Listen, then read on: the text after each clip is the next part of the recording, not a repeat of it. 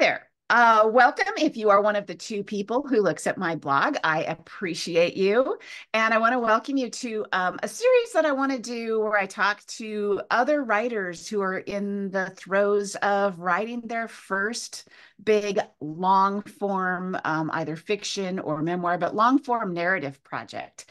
So I want to introduce you to Kelly Michalka, who did I say that correctly? Yep. Okay. Who I met working in the Narrative Project, which is an organization that helps people get their long form narrative projects out into the world and published and written and crafted in exactly the way they would like it to be. I will put links in the description underneath if you're curious about any of this. Kelly, welcome. Thank you. Yeah, thanks for having me. This is great. So I wondered if you could tell me just really briefly a little bit about you and Mhm. the project that you are working on. Yes, I would love to. So I started the Narrative Project about 9 months ago. Just recently finished my first manuscript. So yes, I'm thrilled. I'm so excited. So right now I'm kind of taking a pause, and we'll start the revisions program with the Narrative Project in March, and it's another 9 month program. So I'm writing memoir. Okay, memoir. Could you tell us a little bit about the topic of your memoir, just in brief? Yeah, and I'll Yes, I'll yes, dive into deeper questions in a minute. absolutely. Yeah, so I grew up in the late 80s. Well, yeah, late 80s. And during that time period was part of a church. My dad was part of the church, and we were taught at that point in time that it was a sin to be gay. And then my dad came out. So yeah, so a very, very difficult time period for my dad to come out. My family didn't know how to respond, what to do. And so my memoir is my process of coming to terms with this, but then ultimately changing my mind and realizing I don't think there's anything wrong with being gay, and kind of my personal transformation. So So the story is almost more about your transformation in relation to this experience rather than your dad's story per se. exactly, exactly. Okay. Yep, Wow. Oh, it's a timely topic. absolutely. Yes. Yes. So yeah, I was going to ask about your inspiration for writing this, but I can understand what the inspiration would be. Is this the first memoir that you have undertaken? Yes, this is the first major writing project I've ever done. So I just jumped in with both feet, and here I am. Wow, wow.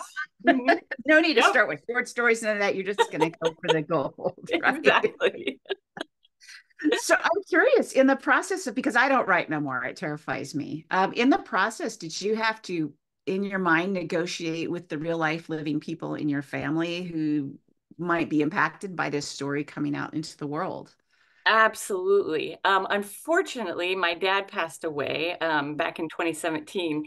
Mhm. But I mean, absolutely, he would have been the first person for me to say, this is what I'm writing. Can I have permission? Is it okay? I've done that with some other family members. And for the most part, people have been really supportive. But yeah, that's definitely something as I'm writing.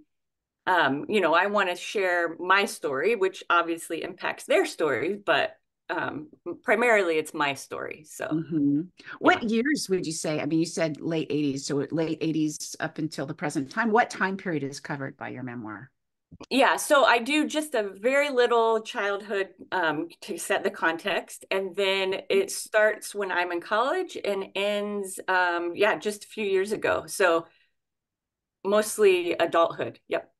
Okay. All right. Mhm. So more about the inner transformation then. Yes, absolutely. Okay. Have Mhm. have you found that in working through this memoir or working through this transformation that it's changed your relationship with other people or your relationship with the church at all? Yes, absolutely. I figured that would be a yes, but I thought I'd ask. Yeah, no, absolutely. I mean, so I'm a therapist by trade, and I always say writing a memoir is like therapy on steroids. It is not for the Mhm. faint of heart. I'm So sure. obviously, my relationship with myself has changed a lot. But Hmm. yeah, I mean, you go to a dinner party. What do you do? Well, I'm a writer. What are you writing about? Oh, You know, No. sometimes I get that response. Uh-huh. Sometimes I get, oh, that's so cool. That's amazing that you can write about this, that you've changed your mind. So yeah, I have had the whole gamut of responses for sure. I'm sure. I'm Yeah. sure. Again, that's why I don't write memoirs because I'm kind of just too good. So I like to cheer on those of you who have the courage to go forward into that. Um, Thank you. so you told us a little bit about where you in the process. You've written your first draft. Yes.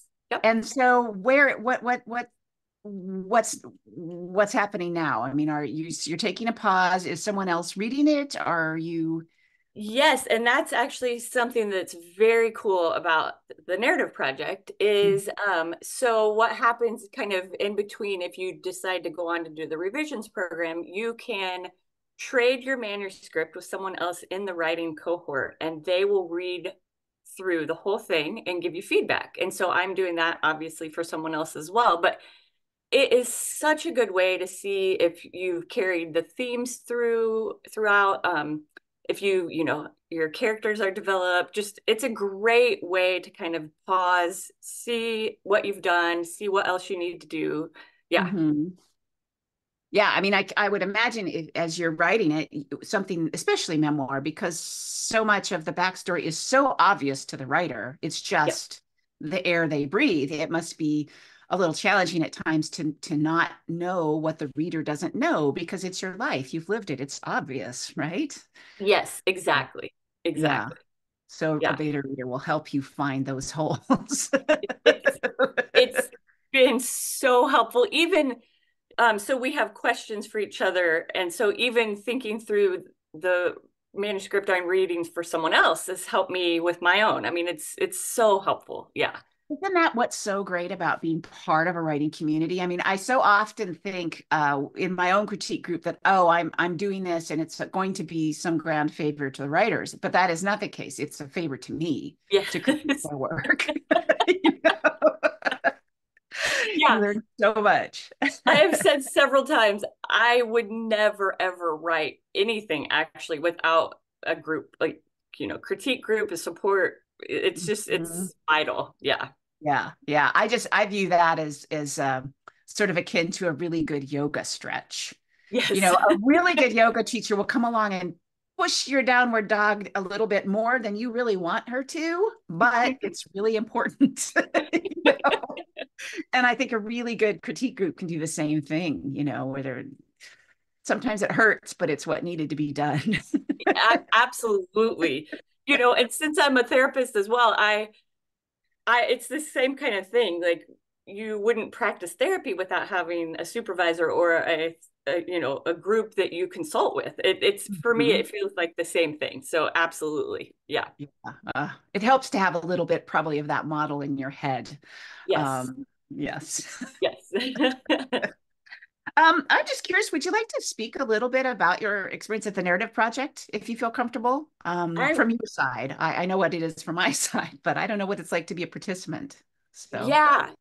I have to say, gosh, I have been literally in tears because I'm so grateful. There's wow. been so many times where I've gotten off a call with a critique group or my writing coach, you know, with you, and gone to and talked to my husband, and we're both just in tears because it's so supportive from the very beginning. I remember one of the first things Cami, the founder, said was, "We have your back," and that is so true. And it feels, you know, there's lots of writing programs where you can learn the skills, Hmm. but I feel like with the Narrative Project, they bring in a little bit of the therapy piece. I mean, it's, you know, it's not a therapy program, but they Hmm. bring in looking at your inner critic, supporting you through that, you know, the different things that come up as you're writing. And it's such a supportive community. So for me, it's been an amazing experience. Yeah.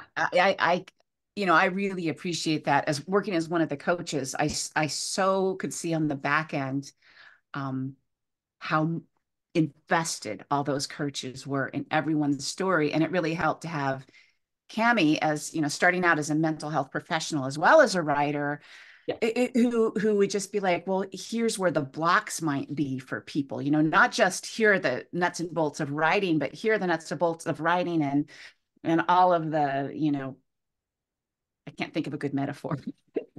Whatever else you need to get that to work mentally and emotionally Yeah. and inside of your body to get that. So I think that's really makes the program super unique. It really does. Yeah. I mean, and that's why I ultimately chose the narrative project over, other types of writing programs that only teach the skills, which obviously the skills are important. But if I'm blocked, especially in memoir, if Mm-hmm. I'm writing a difficult scene and I can't push past it, then I'm not going to be able to write the scene effectively. So, Right, right. yeah. And to know that it's okay. Yeah. I was really inspired to watch some of all the different memoirists, and not just even in our little cohort, but in the wider group, some of the stories that they were able to push through and bring to the surface and tell. Just amazing. And then to even be able to step back from this really big experience and be able to critique the writing of it. The Exactly. craft of the writing of it. It's not just the blah, but then talk about how that's going to be delivered and how that will be received. And I've just been amazed at what the writers were able to bring to the table as well. Um, yeah, quite an experience. I'm curious, throughout this whole process, what was your biggest aha in the whole process? Like what was the biggest thing that was so different from what you expected going into it? If you had any of those moments. I did. Like I said, I'm kind of immersed in the therapy world, so looking at my past, that wasn't new for me. Mm-hmm. But what was the biggest aha is it's one thing to sit with a therapist or a good friend and talk about your life, but it is a whole different experience to try to put it in words. Mm-hmm. So one, so that someone else can understand, but it really is an art form to tell a story, to tell your story.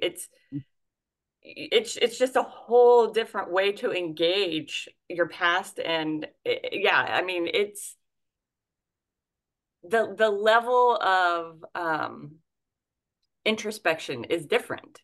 Mm-hmm. Yeah, I I, think I was surprised by that. Yeah. yes, Mhm. I would imagine so. I have taught a small workshop where I encourage writers to take an event from the past, just one event, whatever it is, and it can be amazing, it can be traumatic. Often it's traumatic, and then I encourage them to through a whole series of different writing exercises to rewrite the story completely, Oh, write wow. it from someone else's point of view, or just change what happened, Hmm. or write what you wish had happened, or whatever, as a way of kind of rewiring the mind. And I Yeah. would imagine that if even writing, obviously you're not changing the trajectory of what happened, but you're taking all these moving blocks and thinking, well, how does this become a more compelling story? What do I leave in? What do I take out?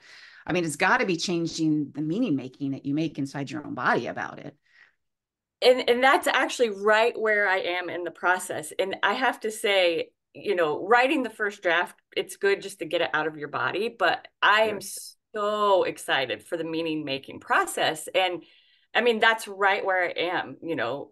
just yesterday, I'm like, okay, I think I'm taking out like this chunk of chapters and, moving some here, taking some out completely, just because the story I thought I was writing at the beginning is not the story I'm writing right now. And I'm sure Right. it'll change again. Yeah. Right. And I think that's true no matter, I mean, unless you are writing, straight up nonfiction, maybe academic writing where you create a thesis statement and an outline and you write to that. I can't imagine that any writer would end up with what they started with. I just can't imagine. Well, So, and that's what's so exciting about the writing process is it is a living, breathing, like we are creating. It is such a cool, like it's an amazing process. I guess that's another aha, mhm. just to experience the process. Yeah, absolutely. Right.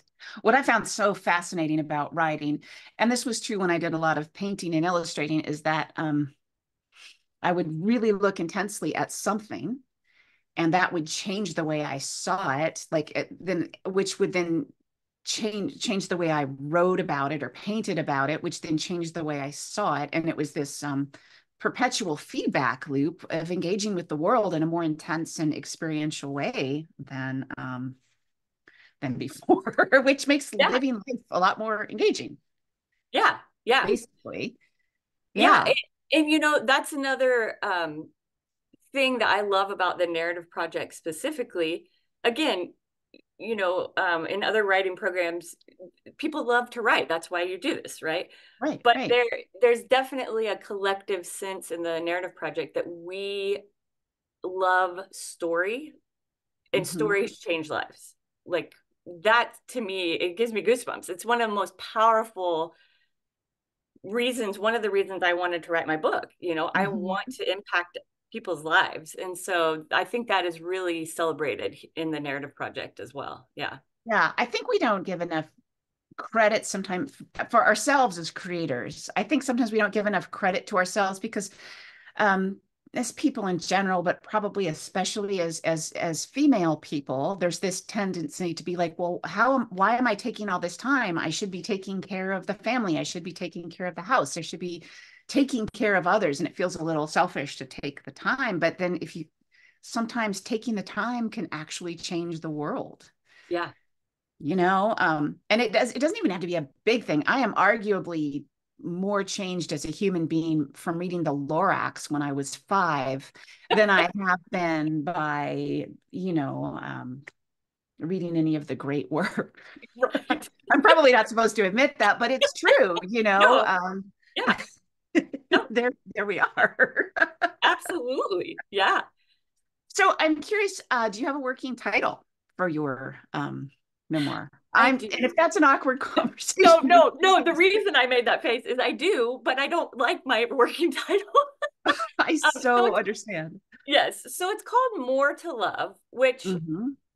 I love the concept. I don't like the title. So there's that. But the Hmm. concept is when I was thinking through, one is throughout my book, I talk about just how do we love better the more we Hmm. see people and try to understand them.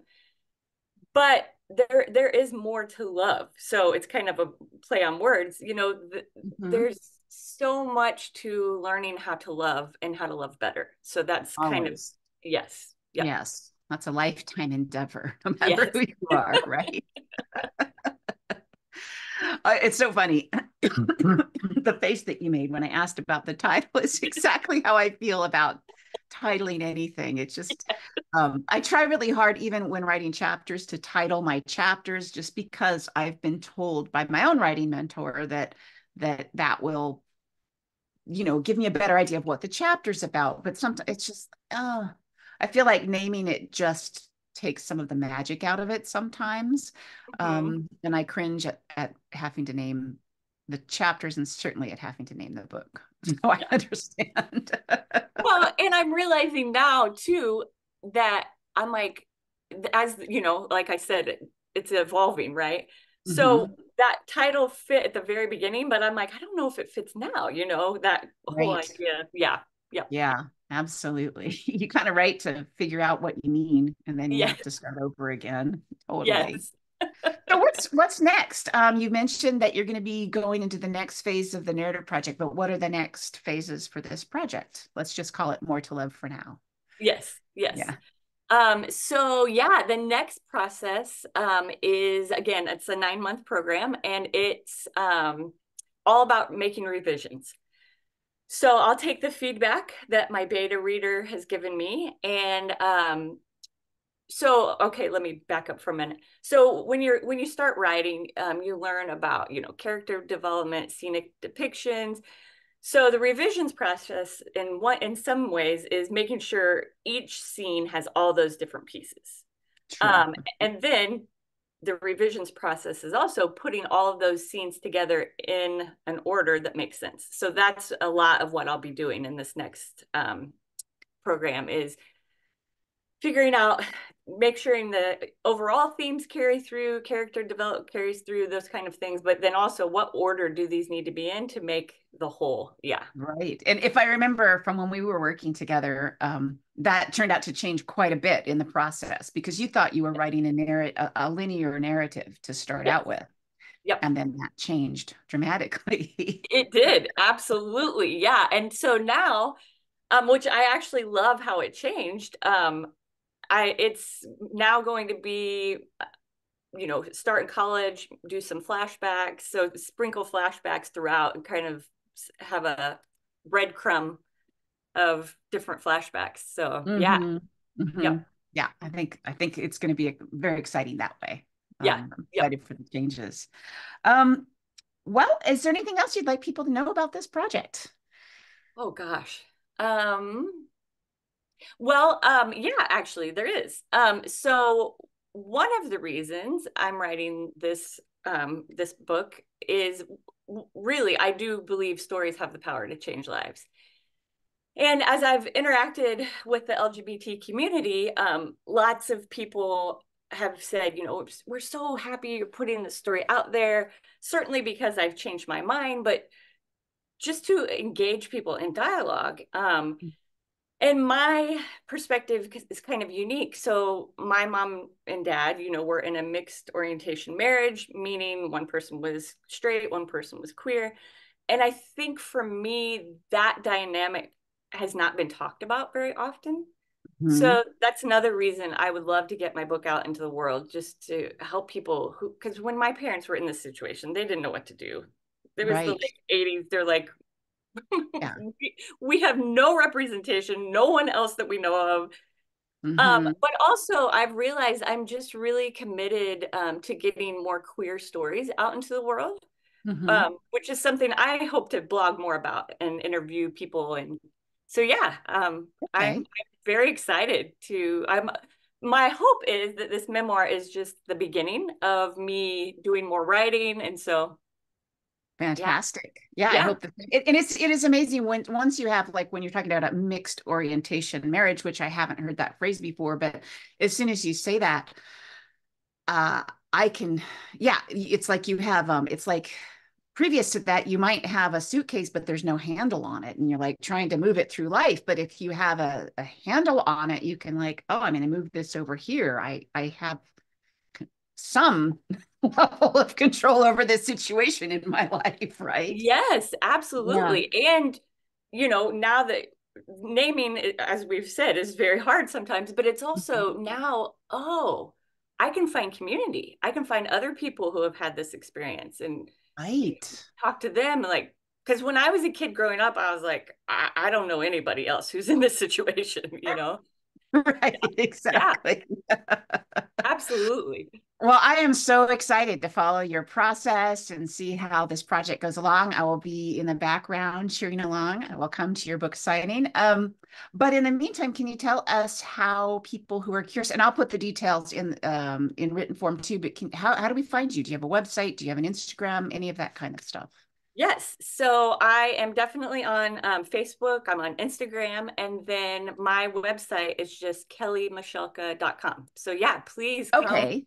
come and find me. Okay, great. And I'll put all those links in the details Perfect. beneath this. Well, thank you, Kelly, for joining me. And like I said, I'll be checking in and to see how the progress goes. And I hope you'll come back and visit me here when it's time for the book launch. Absolutely. I would love that. Absolutely. Okay, wonderful. Bye. Bye. Thank you. Bye.